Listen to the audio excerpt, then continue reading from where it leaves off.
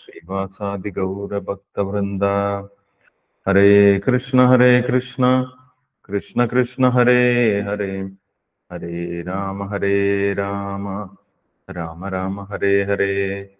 ഓം നമോ ഭഗവതേ വാസുദേവായ. ഓം നമോ ഭഗവതേ വാസുദേവായ.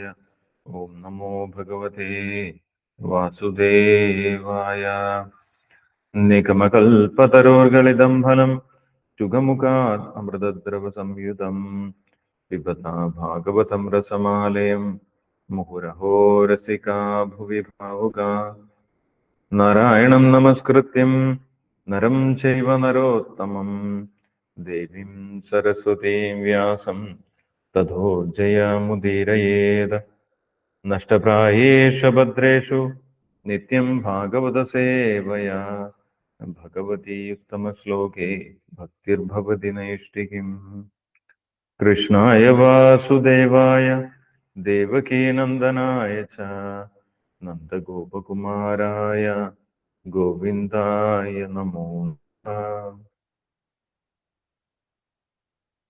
ഹരേ കൃഷ്ണ. ശ്രീമദ് ഭാഗവതം ചതുർത്ഥ സ്കന്ധം 4-ാമത്തെ അധ്യായം. സതി അവളുടെ ശരീരം ത്യജിക്കുന്നു. ശ്ലോകം 18 മുതൽ 22 വരെ വായിക്കാം.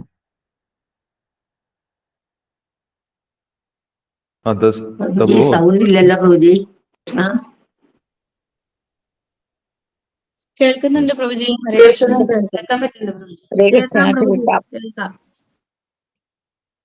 അധസ്തവോത്പന്നമിദം ക്ലേവരം ന ധാരയിഷ്യേ ശിതി കണ്ഠഗർഹിണ ജക്തസ്യ മോഹാദ്വിശുദ്ധിമന്ദസോ ജുഗുപ്സിതസ്യോദ്ധരണം പ്രചക്ഷതേ. ന വേദവാദാന വർത്തതേ മതി സ്വയേവ ലോകേ രമതോ മഹാമുനെ. യഥാ ഗതിർദേവ മനുഷ്യയോ പൃഥക് സ്വയേവ ധർമ്മേന പരം ചിപേത് സ്ഥിതാ. കർമ്മ പ്രവൃത്തം ച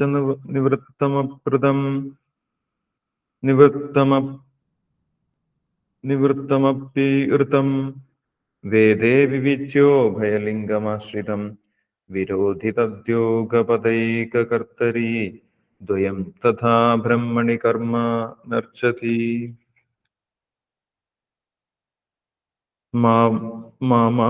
മാവാ പദവ്യപിതരസ്മദാസ്ഥിതാ യാ യജ്ഞശാലാസു ന ധൂമവർമ്മഭിഃ തദന്ന തൃപ്തൈരസുഭൃദ്ഭിഃ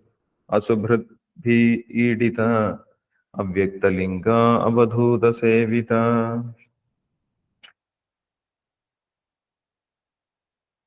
നൈതേന ദേഹേന ഹരേ കൃതാഗസോ ദേഹോദ്ഭവേനാലമലം കുജന്മനാ വ്രീഢാമമാഭൂത് കുജന പ്രസംഗത സജ്ജന്മധിഗ്യോ മഹദാമവധ്യകൃത്.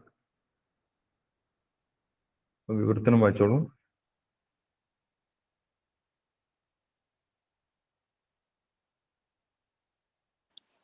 ഹരേ Krishna പ്രഭുജി.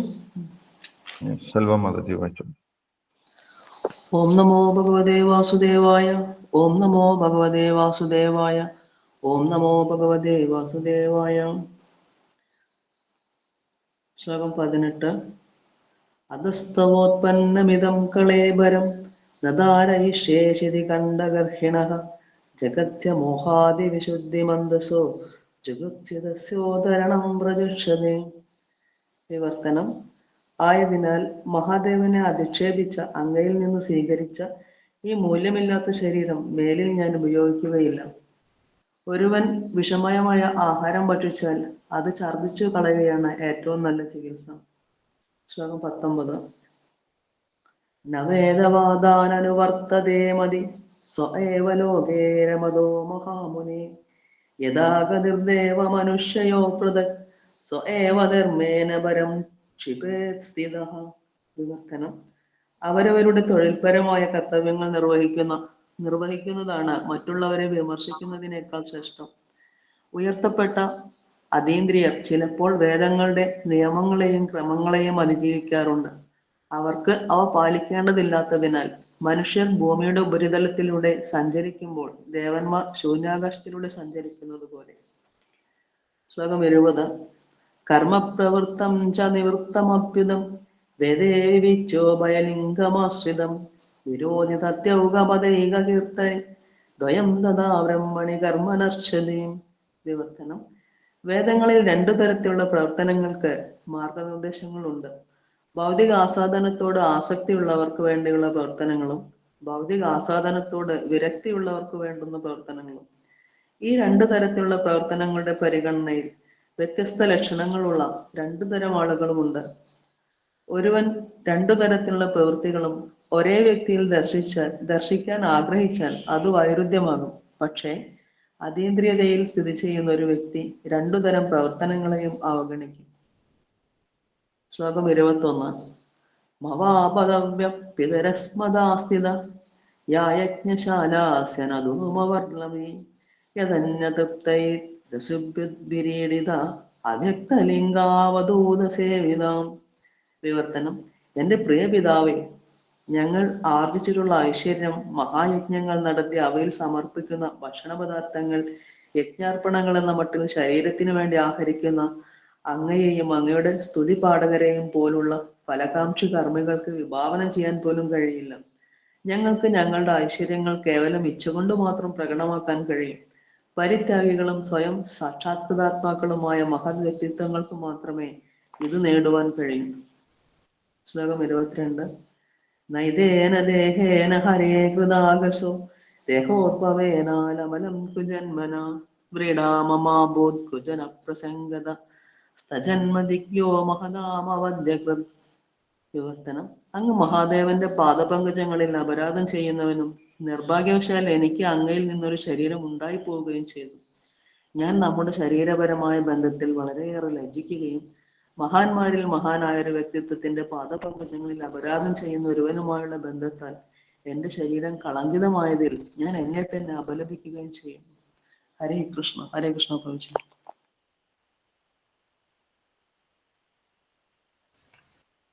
Hare Krishna. Thank you, Selva Mataji. Sati Devi, ദക്ഷൻ മഹാദേവനെ അപമാനിച്ചുകൊണ്ട് പറഞ്ഞിട്ടുള്ള വാക്കുകൾക്കൊക്കെ മറുപടി പറയുകയാണ്. മഹാദേവൻ അശിവനാണ്, അമംഗളകാരിയാണ് എന്ന് ദക്ഷൻ പറഞ്ഞിട്ടുണ്ടായിരുന്നു. അത് സതീദേവി കേട്ടിട്ടുണ്ട്. ഇപ്രാവശ്യത്തെ യജ്ഞത്തിലല്ല, ഇതിന്റെ മുന്നേ നടന്ന യജ്ഞത്തിൽ മഹാദേവനെ അധിക്ഷേപിച്ചിട്ടുള്ള കാര്യം എല്ലാം സതീദേവിക്ക് അറിയാം. അതിനെല്ലാം ഇവിടെ മറുപടി സതീദേവി നൽകുകയാണ്. മഹാദേവനെ പോലെ മംഗളകാരിയായിട്ട് ഈ ഭൗതിക ലോകത്തിൽ ആരുമില്ല എന്നുള്ള കാര്യം കഴിഞ്ഞ ശ്ലോകങ്ങളിൽ പറഞ്ഞിട്ടുണ്ടായിരുന്നു. മഹാദേവനാണ് തന്നെ ആശ്രയിക്കുന്ന ജീവാത്മാക്കൾക്കെല്ലാം മംഗളകരമായിട്ടുള്ള പാത, ആത്മീയ പാത തുറന്നു കൊടുക്കുന്നത്. ഭഗവാനിലേക്ക് എത്താൻ സഹായിക്കുന്ന ഏറ്റവും ഉന്നതനായിട്ടുള്ള വൈഷ്ണവനാണ് മഹാദേവൻ. അതുകൊണ്ട് മഹാദേവൻ ഏറ്റവും മംഗളകാരി തന്നെയാണ്, അശിവനല്ല. അശിവ എന്ന് പറഞ്ഞ് ദക്ഷൻ മഹാദേവനെ അധിക്ഷേപിച്ചിട്ടുണ്ടായിരുന്നു. അതേപോലെ അശുചയെ എന്ന് പറഞ്ഞിട്ടുണ്ടായിരുന്നു. ഇംപ്യൂർ, ശുദ്ധനല്ലാത്ത വ്യക്തി, അശുചിയായിട്ടുള്ള വ്യക്തികളുമായിട്ടാണ് അദ്ദേഹത്തിന്റെ കൂട്ടുകെട്ട്. ഭൂതപ്രേതങ്ങളോടും രാക്ഷസന്മാരോടും ഒക്കെയാണ് മഹാദേവന്റെ കൂട്ടുകെട്ട്. അതുകൊണ്ട് മഹാദേവൻ അശുചയെ, ശുചിയില്ലാത്തവനാണ് എന്ന് പറഞ്ഞിട്ടുണ്ടായിരുന്നു. അതിന് സതീദേവി പറഞ്ഞിട്ടുള്ളത്, അങ്ങനെയാണെങ്കിൽ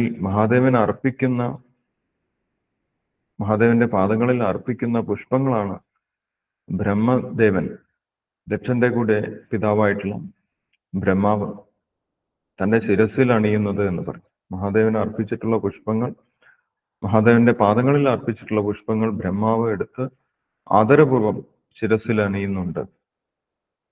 ബ്രഹ്മാവ് മനസ്സിലാക്കിയതുപോലെ ദക്ഷന് മഹാദേവനെ മനസ്സിലാക്കാൻ സാധിച്ചിട്ടില്ല. പുറമേയുള്ള കാര്യങ്ങൾ മാത്രമാണ് ദക്ഷൻ മനസ്സിലാക്കുന്നത് എന്നാണ് പറയുന്നത്.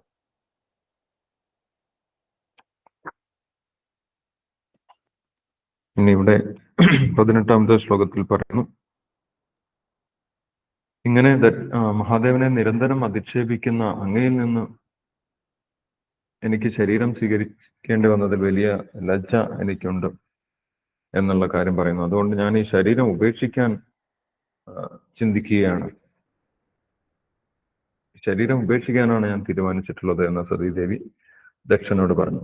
കഴിഞ്ഞ ശ്ലോകത്തിൽ പറഞ്ഞിട്ടുണ്ടായിരുന്നു, ഉന്നതരായിട്ടുള്ള ഭക്തന്മാരെ അല്ലെങ്കിൽ ഭഗവാനെ അധിക്ഷേപിക്കുന്നത് കേട്ടുകൊണ്ട് നിൽക്കാൻ പാടില്ല.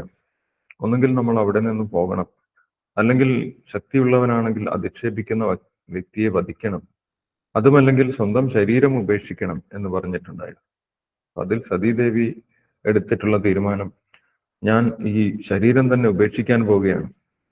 നിരന്തരമായിട്ട് മഹാദേവനെ അധിക്ഷേപിക്കുന്ന അപമാനിക്കുന്ന ദക്ഷനിൽ നിന്ന് സ്വീകരിച്ചിട്ടുള്ള ഈ ശരീരം തനിക്ക് ആ ശരീരത്തിൽ താല്പര്യമില്ല. ഇനി ഞാൻ ആ ശരീരം ഉപയോഗിക്കുന്നില്ല. അതുകൊണ്ട് ഞാൻ ആ ശരീരം ഉപേക്ഷിക്കാൻ പോവുകയാണ് എന്ന് പറഞ്ഞു. അതിന് ഒരു ഉദാഹരണവും സതീദേവി പറഞ്ഞു. ശരീരത്തിൽ വിഷം ചെന്നു കഴിഞ്ഞാൽ അത് എത്രയും പെട്ടെന്ന് ഛർദ്ദിച്ചു കളയുന്നതാണ് ഏറ്റവും നല്ലത് എന്ന് സതീദേവി പറയുന്നു. അതേപോലെ ഇങ്ങനെ വിഷമയമായിട്ടുള്ള ഈ ശരീരം, ദക്ഷനിൽ നിന്ന് സ്വീകരിച്ചിട്ടുള്ള ഈ ശരീരം ഞാൻ ഉപേക്ഷിക്കുകയാണ് നല്ലത് എന്നുള്ള കാര്യം സതീദേവി തീരുമാനിച്ചു. ഭാവാർത്ഥത്തിൽ ശീലപ്രഭാതർ പറയുന്നുണ്ട്, യഥാർത്ഥത്തിൽ സതീദേവിക്ക് വേണമെങ്കിൽ ദക്ഷനെ വധിക്കാനുള്ള ശക്തിയുണ്ട്. കാരണം സതീദേവി ഒരു സാധാരണ വ്യക്തിയല്ല, ദുർഗാദേവിയാണ്, മഹാദേവന്റെ പത്നിയാണ്. ഛായേവ യസ്യ ഭുവനാനി ബിഭർത്തി ദുർഗ സൃഷ്ടിസ്ഥിതി പ്രളയ സാധന ശക്തിരേഖ ഛായേവ യസ്യ ഭുവനാനി ബിഭർത്തി ദുർഗ എന്ന് പറയും. സൃഷ്ടിസ്ഥിതി പ്രളയങ്ങൾക്ക് ശക്തിയുള്ള, അത് ചെയ്യാനുള്ള ശക്തിയുള്ള വ്യക്തിയാണ് സതീദേവി, ദുർഗാദേവി. സൃഷ്ടി നടത്താനും സ്ഥിതി നടത്താനും സംഹാരം നടത്താനും ശക്തിയുള്ള വ്യക്തിയാണ് ദുർഗാദേവി. പക്ഷെ ആ ശക്തിയൊന്നും ഇവിടെ സതീദേവി പുറത്തെടുക്കുന്നില്ല. കാരണം തൻ്റെ പിതാവിനോടുള്ള ബഹുമാനം കളയുന്നില്ല. അതേപോലെ താൻ തൻ്റെ പിതാവിനെ വധിച്ചു കഴിഞ്ഞാൽ അത് മഹാദേവനും മോശപ്പേരാകും. മഹാദേവനെ കുറിച്ച് മോശമായിട്ട് ആളുകൾ സംസാരിക്കാൻ തുടങ്ങും. തൻ്റെ ഭാര്യയെ പറഞ്ഞയച്ച് ഭാര്യ പിതാവിനെ കൊല്ലിച്ച ആളാണ് മഹാദേവൻ എന്നൊക്കെ ആളുകൾ പറയാൻ തുടങ്ങും. അതിനൊന്നും ഇടവരുത്താതെ മഹാദേവന്റെ പേരിന് യാതൊരു കളങ്കവും വരുത്താതെ സതീദേവി സ്വന്തം ശരീരം ഉപേക്ഷിക്കാൻ തീരുമാനിച്ചു എന്നുള്ള കാര്യം ദക്ഷനോട് പറയുന്നു. അതിന്റെ മുന്നേ വീണ്ടും ദക്ഷന് ചില ഉപദേശങ്ങൾ നൽകുന്നുണ്ട് സതീദേവി. എല്ലാവരും ഒരേപോലെ പ്രവർത്തിക്കണമെന്ന് ചിന്തിക്കുന്നത് ശരിയായിട്ടുള്ള ചിന്തയല്ല എന്ന് അടുത്ത ശ്ലോകത്തിൽ പറയുന്നുണ്ട്, 19ാമത്തെ ശ്ലോകത്തിൽ. കാരണം മഹാദേവൻ വേദങ്ങൾ അനുസരിച്ചിട്ടുള്ള പ്രവൃത്തികളൊന്നും ചെയ്യുന്നില്ല എന്ന് ദക്ഷൻ വാദിച്ചിട്ടുണ്ടായിരുന്നു, അല്ലെങ്കിൽ ദക്ഷൻ പറഞ്ഞിട്ടുണ്ടായിരുന്നു. അതിനുപയോഗിച്ചിട്ടുള്ള വാക്ക് ലുപ്തക്രിയായ എന്ന് പറഞ്ഞിട്ടുണ്ടായിരുന്നു. ഈ ശിവൻ യഥാർത്ഥ വേദവിധികളൊന്നും അനുസരിച്ചല്ല പ്രവർത്തിക്കുന്നത്. ഭിന്നസേതവേ, അവൻ വൈദിക നിയമങ്ങളൊക്കെ തെറ്റിച്ചുകൊണ്ടാണ് പ്രവർത്തിക്കുന്നത് എന്ന് പറഞ്ഞിട്ടുണ്ടായിരുന്നു.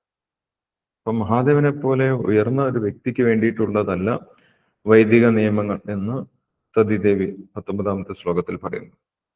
അപ്പൊ വേദങ്ങൾ ആർക്ക് വേണ്ടിയിട്ടാണ്? സത്വരജസ്തമോ ഗുണങ്ങളിൽ പെട്ടുപോയിട്ടുള്ള ജീവാത്മാക്കൾക്ക് ആ സത്വരജസ്തമോ ഗുണങ്ങളിൽ നിന്ന് ക്രമേണ ഉയർന്നു വരാൻ വേണ്ടിയിട്ടാണ് വ്യത്യസ്തമായിട്ടുള്ള വേദമാർഗങ്ങളൊക്കെ, വേദങ്ങളിലെ ക്രിയകളൊക്കെ നിർദ്ദേശിച്ചിട്ടുള്ളത്. ഓരോ ഗുണത്തിൽപ്പെട്ടവർക്കും വ്യത്യസ്ത നിർദ്ദേശങ്ങളാണ് വേദങ്ങളിൽ നൽകുന്നത്. തമോ ഗുണത്തിൽപ്പെട്ടവർക്കുള്ള നിർദ്ദേശമായിരിക്കില്ല രജോ ഗുണത്തിൽപ്പെട്ടിട്ടുള്ളവർക്ക്. രജോ ഗുണത്തിലുള്ളവർക്കുള്ള നിർദ്ദേശമല്ല സാത്വിക ഗുണത്തിലുള്ളവർക്ക്. എല്ലാവരും ഒരേപോലെ വൈദിക നിർദ്ദേശങ്ങൾ പാലിക്കണം എന്ന് പറയുന്നത് ഒരു ശരിയായിട്ടുള്ള വീക്ഷണമല്ല എന്ന് പറയും. അതിനൊരു ഉദാഹരണം സതീദേവി 19ാമത്തെ ശ്ലോകത്തിൽ പറയുന്നുണ്ട്. യഥാ ഗതിർദേവ മനുഷ്യയോ പൃഥക്, മനുഷ്യന്മാർ നടക്കുന്നത് പോലെ തന്നെ ദേവന്മാർ നടക്കണം എന്ന് പറയുന്നത് പോലെയാണ് എന്ന് പറയും. എല്ലാവരും വേദങ്ങളിലെ നിർദ്ദേശങ്ങൾ ഒരേപോലെ പാലിക്കണം എന്ന് പറയുന്നത്. ദേവന്മാർക്ക് വലിയ വലിയ പർവ്വതങ്ങളെയോ വലിയ വലിയ കാനനങ്ങളെ, വനങ്ങളെയോ മുറിച്ചു കിടക്കുന്നതിന്, അതിൻ്റെ മറുകരയിൽ എത്തുന്നതിന് അത് ആ പർവ്വതങ്ങളിലൂടെ നടന്നു പോകേണ്ട ആവശ്യമില്ല, മനുഷ്യന്മാർ നടന്നു പോകുന്നത് പോലെ. ദേവന്മാർക്ക് ആകാശത്തിലൂടെ സഞ്ചരിച്ച് വളരെ ഈസി ആയിട്ട് അതിനെ ക്രോസ് ചെയ്യാൻ സാധിക്കും. പക്ഷെ മനുഷ്യന്മാർക്ക് നടന്നു വരേണ്ടി വരും. അല്ലെങ്കിൽ വിമാനത്തിൽ സഞ്ചരിക്കുന്നവർക്ക് അങ്ങനെ ആകാശത്തിലൂടെ പെട്ടെന്ന് ക്രോസ് ചെയ്യാൻ സാധിക്കും. അപ്പം എല്ലാവരും ഒരേ മാർഗത്തിനെ പിന്തുടരണം, എല്ലാവരും ഒരേ ക്രിയകൾ തന്നെ ചെയ്യണം എന്ന് പറയുന്നത് ശരിയായിട്ടുള്ള ചിന്തയല്ല, ശരിയായിട്ടുള്ള വീക്ഷണമല്ല എന്ന് സതീദേവി പറഞ്ഞു കൊടുക്കുന്നു. അപ്പോൾ അങ്ങനെ കൃത്യമായിട്ട് മറ്റുള്ളവരുടെ നിലവാരം അറിയാതെ അവരെ വിമർശിക്കുന്നതിനേക്കാൾ നല്ലത്, മറ്റുള്ളവരെ ജഡ്ജ് ചെയ്യുന്നതിനേക്കാൾ നല്ലത് എന്താണ്? നമ്മൾ നമ്മുടെ സ്വന്തം കർത്തവ്യം ചെയ്ത് മുന്നോട്ട് പോകുന്നതാണ് എന്ന് സതീദേവി പറയുന്നു. നവേദവാദാൻ അനുവർത്തതേ മതി സ്വയേവ ലോകേ രമതോ മഹാമുനി. ഓരോരുത്തരും എന്തെല്ലാം കർത്തവ്യങ്ങളാണ് ചെയ്യേണ്ടത് എന്ന് ഉന്നതരായിട്ടുള്ള അധികാരികളാണ് തീരുമാനിക്കുന്നത്, ഗുരുവാണ് തീരുമാനിക്കുന്നത്. ഗുരുവിന്റെ നിർദ്ദേശപ്രകാരമാണ് ശിഷ്യന്മാർ വ്യത്യസ്തമായിട്ടുള്ള പ്രവർത്തനങ്ങളിൽ ഏർപ്പെടുന്നത്. ഒരു ശിഷ്യൻ ഏർപ്പെടുന്ന അതേ പ്രവർത്തനത്തിൽ തന്നെ മറ്റൊരു ശിഷ്യൻ ഏർപ്പെടണം എന്ന് വാശി പിടിക്കാൻ നമ്മൾക്ക് സാധിക്കുകയില്ല. അവരുടെ വ്യത്യസ്തമായിട്ടുള്ള നിലവാരം അനുസരിച്ചിട്ടാണ് അവരവരുടെ പ്രവൃത്തികളിൽ ഏർപ്പെടുന്നത്. അതുകൊണ്ട് അവരവർക്ക് കിട്ടിയിട്ടുള്ള കർമ്മങ്ങൾ ഭഗവാന് വേണ്ടി ചെയ്യുന്നതാണ് ഉത്തമം, സ്വധർമ്മം അനുഷ്ഠിക്കുന്നതാണ് ഏറ്റവും ഉത്തമം എന്ന് ഇവിടെ സതീദേവി പറഞ്ഞു കൊടുക്കും.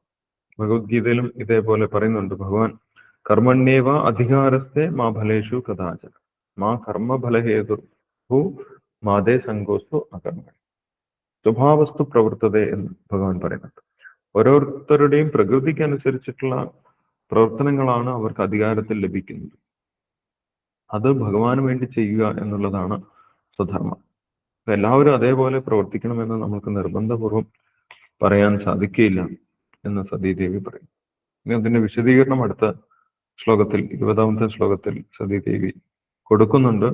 വേദങ്ങളിൽ പ്രധാനമായിട്ടും 2 തരത്തിലുള്ള വ്യക്തികൾക്കുള്ള നിർദ്ദേശങ്ങളാണ് ഉള്ളത് എന്ന് പറയുന്നു. കർമ്മ പ്രവൃത്തം ച നിവൃത്തം അപി ഋതം.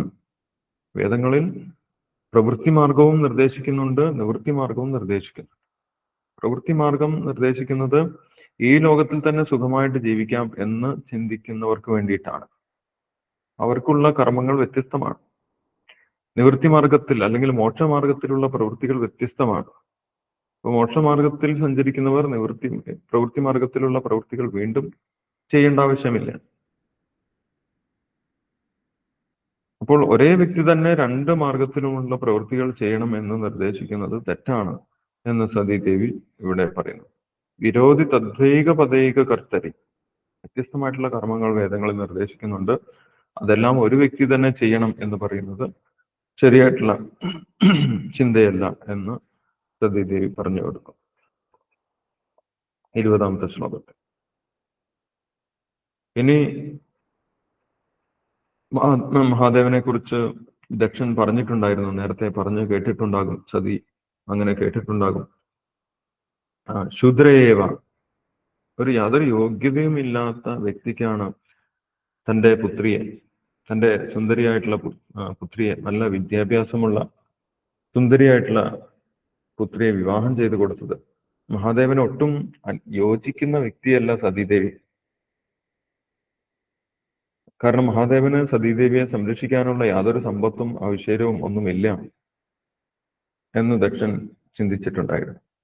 പക്ഷെ ഇവിടെ സതീദേവി പറയുന്നത്, ഞങ്ങൾക്കുള്ള അത്ര ഐശ്വര്യം ഈ ഭൗതിക ലോകത്തിൽ ആർക്കുമില്ല. ഞങ്ങളുടെ ഐശ്വര്യം എന്താണെന്ന് നിങ്ങൾക്ക് ചിന്തിക്കാൻ പോലും സാധിക്കില്ല എന്നാണ് ദക്ഷനോട് സതീദേവി പറയുന്നത്. ദക്ഷൻ വിചാരിക്കുന്നത് പോലെയുള്ള ഐശ്വര്യമല്ല ഞങ്ങൾക്കുള്ളത് എന്ന് പറയുന്നു. സതീദേവിക്കും മഹാദേവനുമുള്ള ഐശ്വര്യം എന്താണ്? അവർക്ക് ഭഗവാൻ ധനമായിട്ടുണ്ട്, അല്ലെ? ഭഗവാനെ നിരന്തരം ധ്യാനിക്കുന്നത്, ഭഗവാൻ അവരുടെ കൂടെ തന്നെയുണ്ട്. അപ്പോൾ എല്ലാ ഐശ്വര്യങ്ങളുടെയും ഉടമയായിട്ടുള്ള ഭഗവാൻ കൂടെയുള്ള സമയത്ത് മറ്റ് ഐശ്വര്യങ്ങളുടെ ഒന്നും ആവശ്യമില്ല എന്നാണ് സതീദേവി പറയുന്നത്. പക്ഷെ അത് നിങ്ങൾക്ക് മനസ്സിലാകുന്നില്ല. നിങ്ങൾ യജ്ഞം ചെയ്യുന്നത് ഭൗതികമായിട്ടുള്ള നേട്ടങ്ങൾക്ക് വേണ്ടിയിട്ടാണ്. മാവപദവ്യ പിതരസ്മദാസ്ഥിത യജ്ഞശാലാസു ന ധൂമവർമ്മഭി. നിങ്ങൾ ഒരുപാട് യജ്ഞം ചെയ്യുന്നുണ്ട്, പക്ഷെ യഥാർത്ഥത്തിൽ യജ്ഞത്തിന്റെ ഉദ്ദേശം എന്താണ് എന്ന് പോലും മനസ്സിലാക്കാതെയാണ് നിങ്ങൾ യജ്ഞം ചെയ്യുന്നത്. യജ്ഞത്തിന്റെ ഉദ്ദേശം എന്താണ്? ഭഗവാൻ വിഷ്ണുവിനെ തൃപ്തിപ്പെടുത്തുക എന്നുള്ളതാണ് എല്ലാ യജ്ഞത്തിന്റെയും ലക്ഷ്യം. യജ്ഞോ വൈ വിഷ്ണു തത്സിദ്ധിർ ഹരിതോഷണം. ഹരിയെ സന്തോഷിപ്പിക്കാൻ വേണ്ടിയിട്ടാണ് എല്ലാ യജ്ഞങ്ങളും. വർണ്ണാശ്രമങ്ങളിലെ കർമ്മങ്ങളെല്ലാം വിഷ്ണുവിനെ സന്തോഷിപ്പിക്കാൻ വേണ്ടിയിട്ടാണ്. പക്ഷെ അത് ചെയ്യാതെ യജ്ഞങ്ങളിൽ നിന്ന് ഭൗതികമായിട്ടുള്ള നേട്ടങ്ങൾ ഉണ്ടാകും എന്ന് വിചാരിച്ചുകൊണ്ടാണ് നിങ്ങൾ യജ്ഞങ്ങൾ ചെയ്യുന്നത്. വേദപാതരതാ പാർത്ഥ എന്ന് ഭഗവത്ഗീതയിൽ പറയുന്നുണ്ട്. വ്യത്യസ്തമായിട്ടുള്ള യജ്ഞങ്ങൾ ചെയ്യുന്ന വ്യക്തികളെ അവര്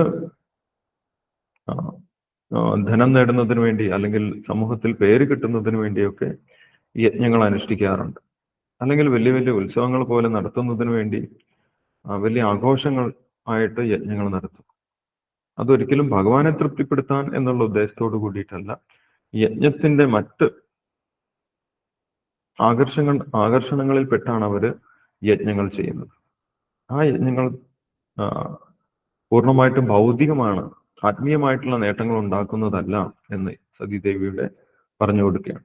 അങ്ങനെയുള്ള യജ്ഞങ്ങളെ സതീദേവി ഇവിടെ അപലപിക്കുകയും ചെയ്യും. അതിനെ സതീദേവി പിന്താങ്ങുന്നില്ല.